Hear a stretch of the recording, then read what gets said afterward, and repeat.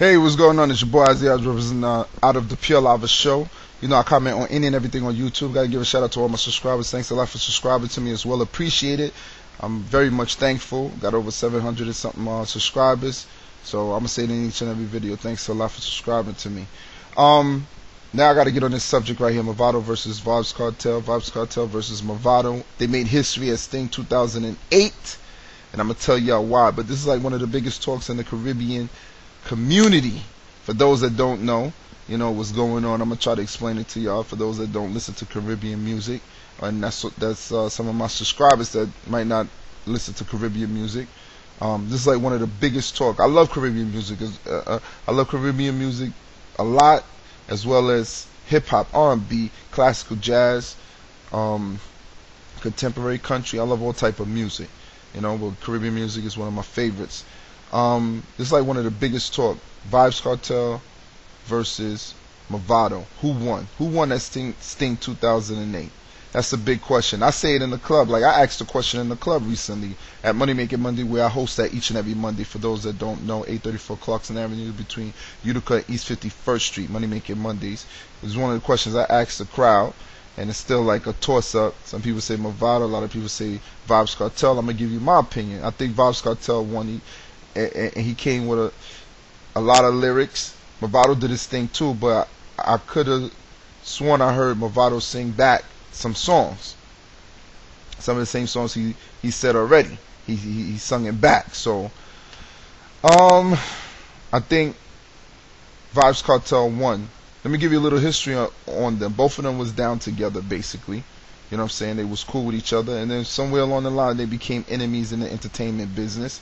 You know what I mean? Whatever confusion that was going on in the camp, they didn't like each other or whatever. You know what I'm saying? As far as them being down with the alliance, they didn't like each other. Whatever started the confusion or whatever.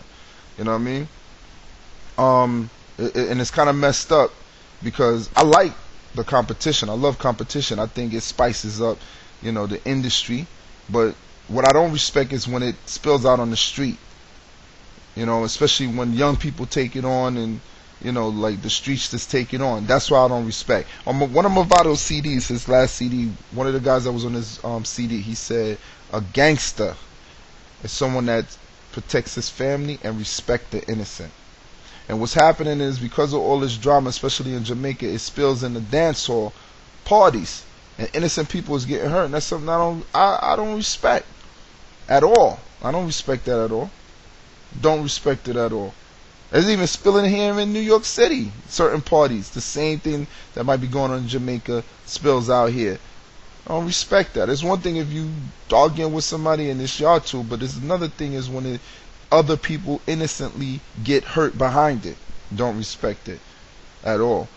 They have to get it together, because both of them are very talented. Both of them, like Mavado and Vybz Kartel, are very talented.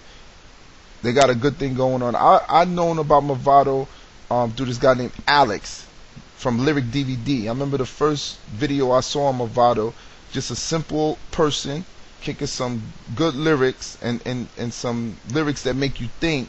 It was on Lyrics DVD.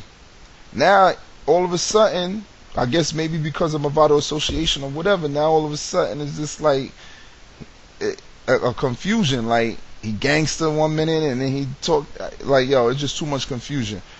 But let me get off the subject real quick for a second. I gotta get on Mavado because, yo, everybody been asking me to comment on this situation with Mavado. I was supposed to come to this concert. This guy, Trooper Chalupa, who I know personally, he does Bembe Tuesdays in Brooklyn at Club Temptation now.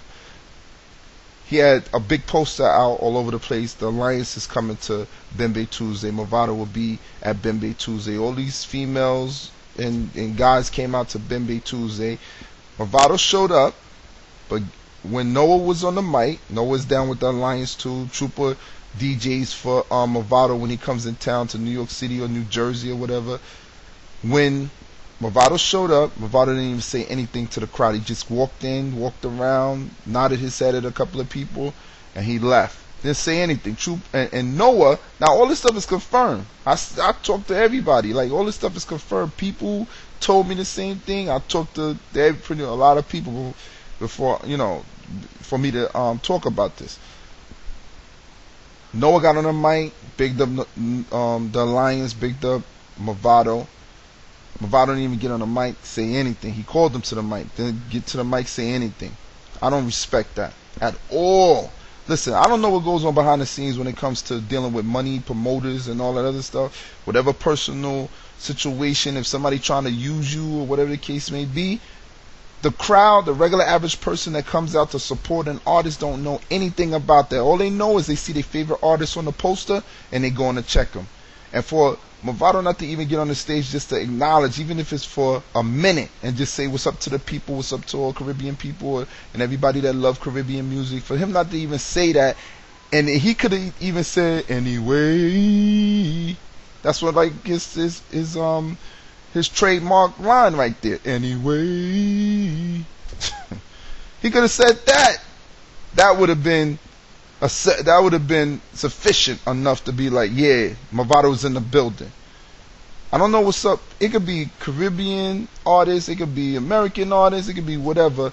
Some artists, they just move funny. Like they'll walk in, smile, and be out. Like I said, the public doesn't have a clue what kind of business is going on behind the tables. All they know is that they see their favorite artist on the poster, on the flyer, and they going out to support them, and they going out to pay $50 or $45 or whatever the ticket costs to go and see their favorite artist. And artists should have the respect and the love to just say something to the fans, regardless of what business go on. You made it there, so if you didn't get your whatever situation going on, yo, it's the people that you have to look to, and you say a little something and you be out.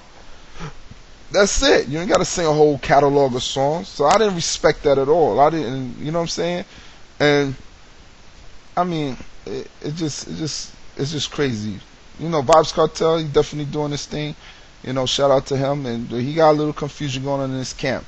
But you know what? As far as when we talking about in the Caribbean music, a lot of the artists have to get it together because a lot of young people are just looking up to the artists and they taking on a lot of these identities, these street identities, and they, like I said, it's spilling on the street and they involving innocent people.